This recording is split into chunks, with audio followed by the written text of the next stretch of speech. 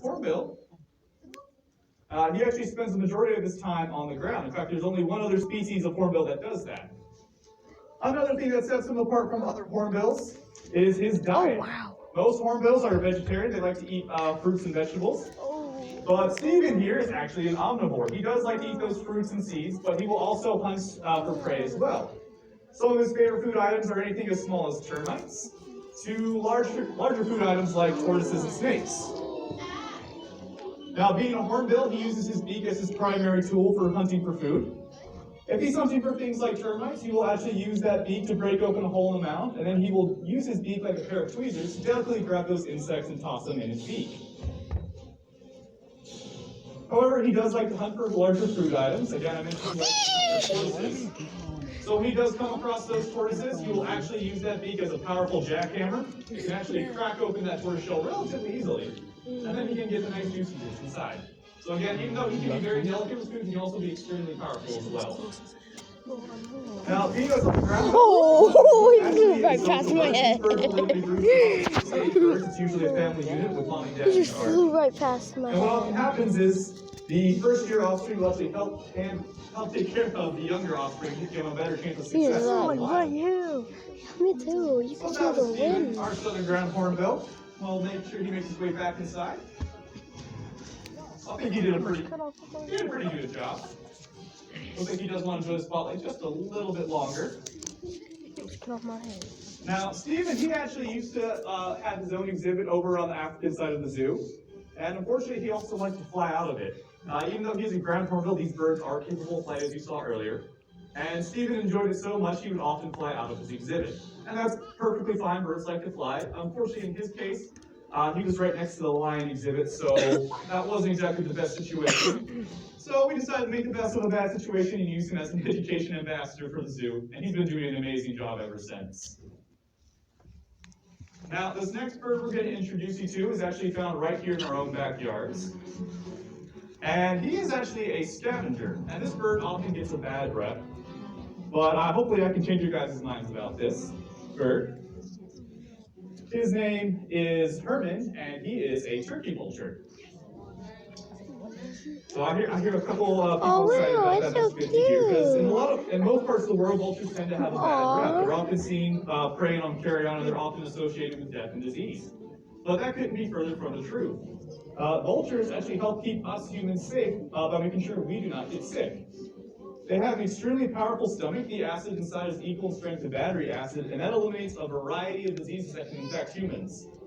Diseases like salmonella, rabies, they can even consume anthrax without getting sick.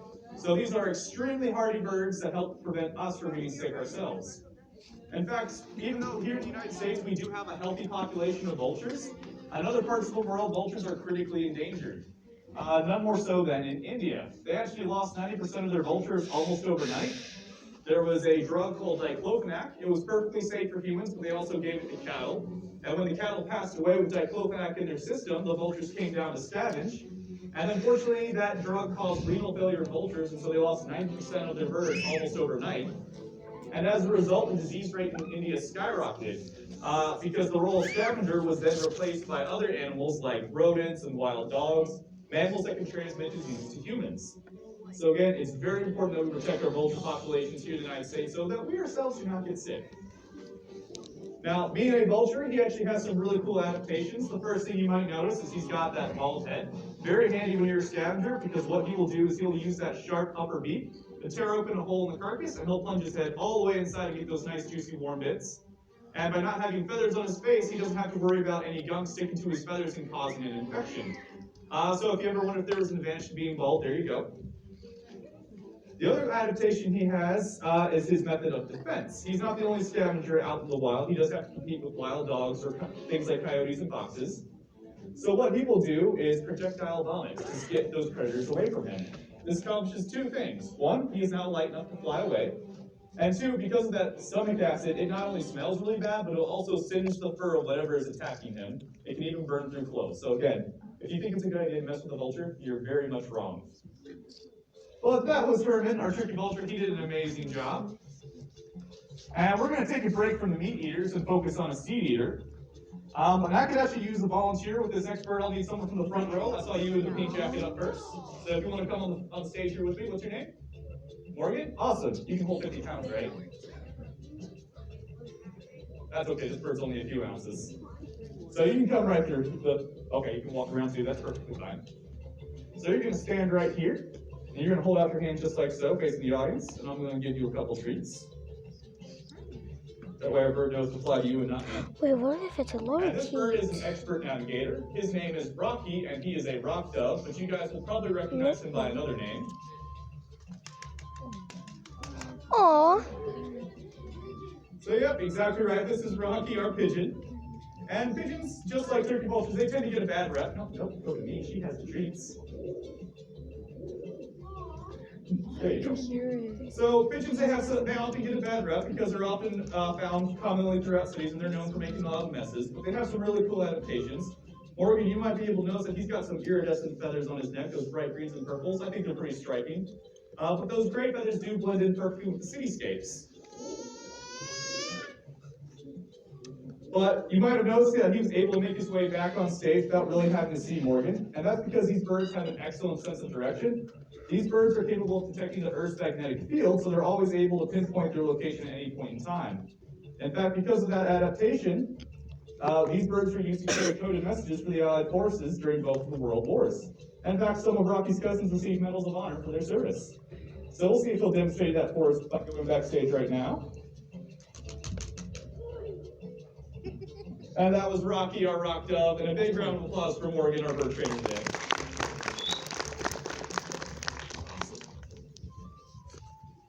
So Rocky was our only seed eater for our program, and these next two birds that we're going to showcase you are members of the raptor family. And this first bird is another local species. You've probably seen this bird sitting on a telephone pole on the highway. Her name is Akeshida, and she has a very special story. She'll be joining us up top on the roof. And when she comes on, you might notice that she has a slight droop to her right wing. The reason for that is she was originally from the wild.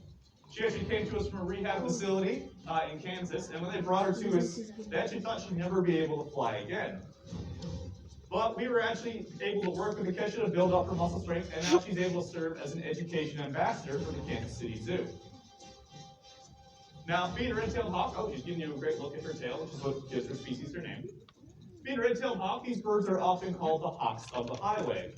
The reason for that is because of those tall telephone poles, they provide an excellent vantage point for scouting out prey. And since we mow the lawns on both sides of the road, it makes it very hard for food items to hide from her field of view. Oh, wow. These birds will fly right over your heads.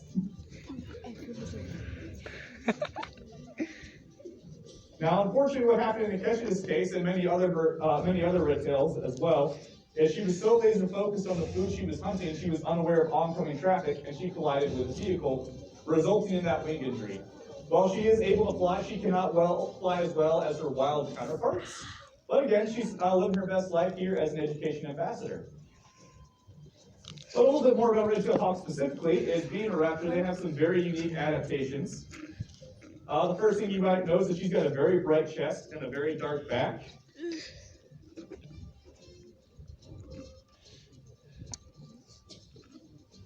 That's called counter shading. Basically what that means is she will actually dive with the sun to her back. And when she's actually hunting for her prey, she will any prey that happens to be looking up will be blinded by the sunlight, will have a harder time spotting her. And when she's down on the ground, those dark feathers on her back will blend in perfectly with the landscape. So now comes my favorite part of the program, which is the raptor dive. Oh, she wow. goes down, throws at her feet, and that's actually how these birds subdue her prey. And also gives you guys an excellent vantage point of her tail once again. But that was Akeshida, our red-tailed hawk, and I think she did an amazing job. All right. And now we can get ready for our last bird in our program. So this next bird that we're going to bring out for you guys bears a strong resemblance to a very popular bird here in the United States, the bald eagle. She is not a bald eagle, however. She is an African fish eagle, and her name is Shaka. Now, after seeing Vishy, now who Good here name. enjoys moves and heard a bald eagle cry? Was it